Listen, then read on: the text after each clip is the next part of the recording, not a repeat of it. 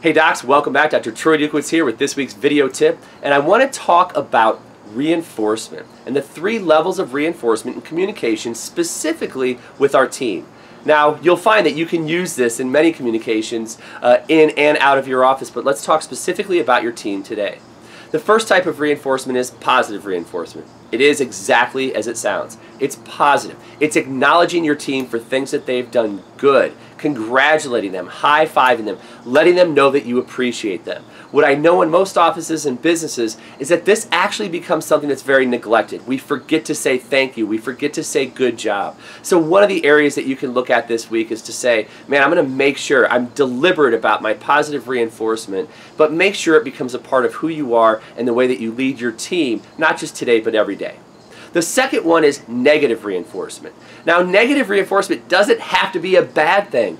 It's feedback. So we have to give feedback, because if there's something that didn't work today, if there's something that went wrong in patient communication, if there's something that went wrong on the phones with somebody at your front desk, if there's something that didn't click with the way that you run your business, with the service standards that you have, then you have to talk about it, or it becomes a block, a capacity block in your practice. Now, here's my advice. First and foremost, before you have a conversation about something that didn't necessarily go right, check your energy, check your tone, and check your body language. Because all too many times when we go into these conversations, we go in with a defensive type attitude. And when we go in defensive, staff puts the wall up. So now they aren't necessarily connected to what you're saying. They're kind of pushing back and resisting what you're saying, and you're upset, so you're getting more and more fired up about whatever that situation is. So when you go into this conversation, merely ask, so what happened with this today? First and foremost, find out what happened with the situation that's in question.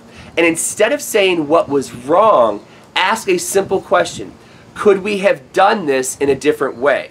Could we have handled it differently? Or how could we have handled it differently?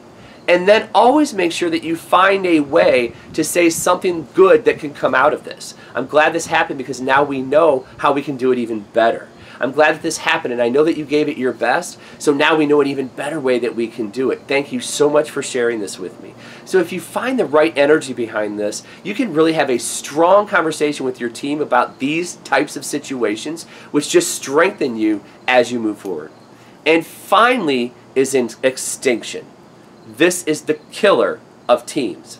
Extinction is when you say nothing at all.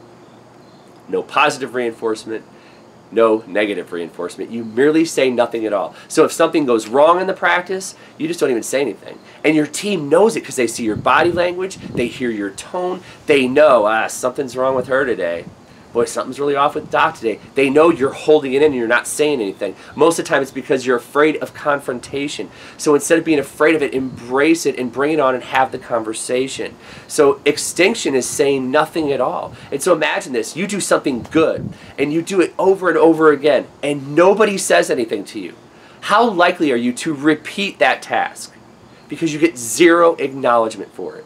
Let's say you've done something wrong and nobody says anything to you. Well, now you're walking on eggshells because you know that your boss is mad. You know that your boss is upset, so now you're walking on eggshells the entire day. It changes the energy of a practice. Extinction is the killer of teams. You have to communicate, whether it's positive reinforcement, negative reinforcement. I think what we've shown today is that they're all, when you look at positive and negative reinforcement, they both help you to grow in terms of your practice, in terms of your relationship with your team, and in terms of everyone around you. So remember these 3 forms of reinforcement. Use them not just today, but every day in your communications with your team. Have a fantastic week. We'll see you next time.